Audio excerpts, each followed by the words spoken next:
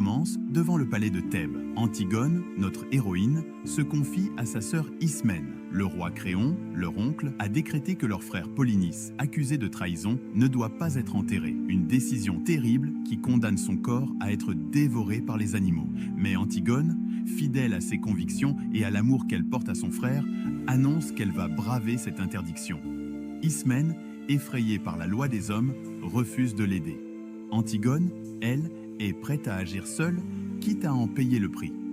Et vous, que feriez-vous à sa place? Suivre les lois ou votre cœur? Dans le premier épisode, nous découvrons Créon, le nouveau roi de Thèbes. Pour lui, la loi est sacrée et la stabilité de l'État doit passer avant tout. Il justifie son choix de laisser Polynice sans sépulture, rappelant que tout acte de désobéissance sera sévèrement puni. Mais voilà qu'un gardien lui annonce que quelqu'un a osé défier ses ordres et a recouvert le corps de Polynice de terre. Pour Créon, c'est un sacrilège. Que faire face à cette rébellion? La tension monte. Et si vous aussi, vous aviez à choisir entre la loi et vos valeurs, quelle serait votre décision? Antigone est prise sur le fait alors qu'elle accomplit les rites funéraires pour son frère. Devant Créon, elle ne nie rien et affirme que les lois divines, celles des dieux, passent avant celles des hommes. Cette confrontation entre la justice des hommes et celle des dieux est centrale dans Antigone. Créon, lui, reste inflexible, refusant de céder à une femme, même si elle est de sa propre famille. Imaginez un instant être face à cette situation. Que préféreriez-vous suivre, vos croyances personnelles ou les lois de votre pays? Aimon, le fils de Créon et fiancé d'Antigone, entre en scène pour plaider la cause de celle qu'il aime. Avec respect, il tente de faire entendre à son père que le peuple de Thèbes compatit à la cause d'Antigone. Mais Créon voit cela comme une trahison et menace même de tuer Antigone devant son propre fils. Déchiré, Aimon quitte la scène, jurant de ne pas survivre à la mort d'Antigone. L'amour peut-il triompher de l'injustice? Peut-il fléchir le cœur d'un roi inflexible? Le devin Tirésias prévient Créon que les dieux sont furieux et que ses décisions mèneront à la mort. Effrayé, Créon décide enfin de céder. Mais il est trop tard. Antigone s'est déjà pendue dans sa prison. Désespéré, Aimon tente de tuer son père avant de se suicider.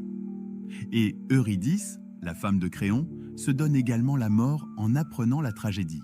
Le roi, accablé par le poids de ses erreurs, se retrouve seul, priant pour la mort.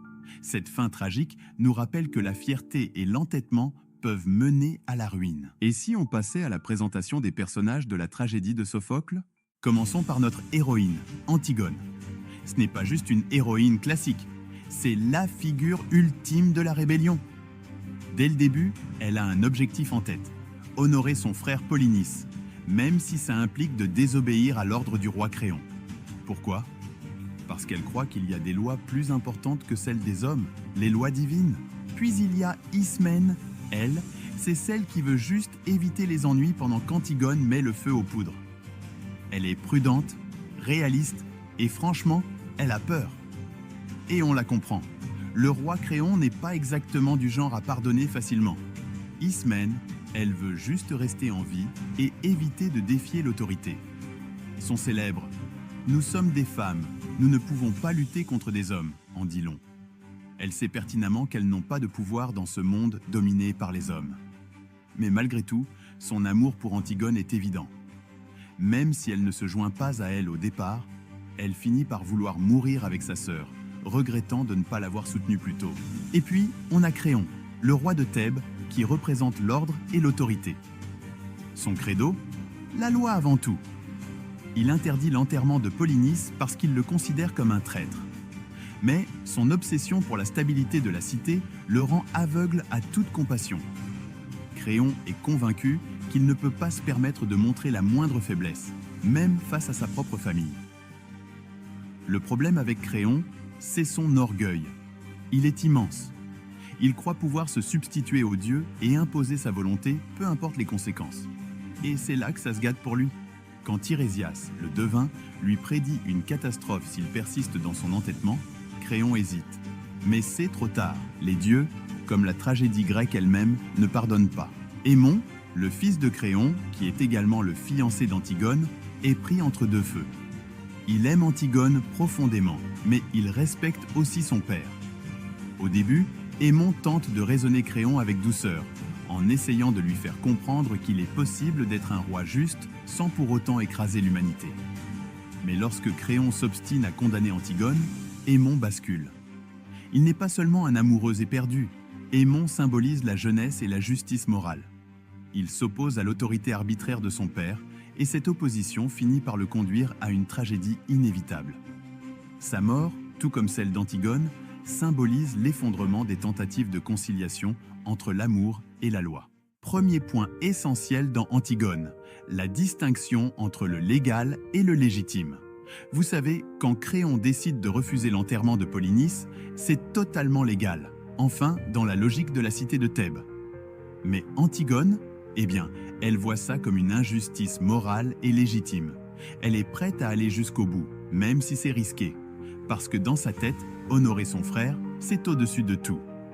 Alors, la grande question ici, c'est est-ce que ce qui est légal est toujours juste? C'est ce que Sophocle nous pousse à réfléchir. Et la réponse est loin d'être simple. Ok, maintenant, passons au clash des titans. Antigone versus Créon. Ces deux-là, ils sont aussi têtus l'un que l'autre. Antigone, elle est prête à se sacrifier pour ses convictions. Créon, il ne jure que par l'ordre et la loi. Rien ne l'arrête, même pas les conseils de son propre fils Aimon. On dirait un combat de boxe morale où tout le monde perd à la fin. Là, on est dans l'épique, la bataille des volontés, l'orgueil démesuré et les conséquences qui en découlent. Vous commencez à sentir le poids du drame? Eh bien, attendez, ça ne fait que commencer. Si vous pensiez que tout était bien en ordre, détrompez-vous. Antigone et Créon n'ont aucun problème à secouer les traditions. Créon défie les coutumes en interdisant l'inhumation de son neveu. Antigone, elle, n'a aucun souci à bafouer l'autorité en enterrant son frère. C'est un gros boom dans le système établi. On dirait qu'ils se prennent pour des dieux. Créon un peu, il faut l'avouer. La question, c'est jusqu'où peut-on aller pour défendre ses valeurs? Et à quel prix? J'espère que vous avez apprécié ce long résumé d'Antigone de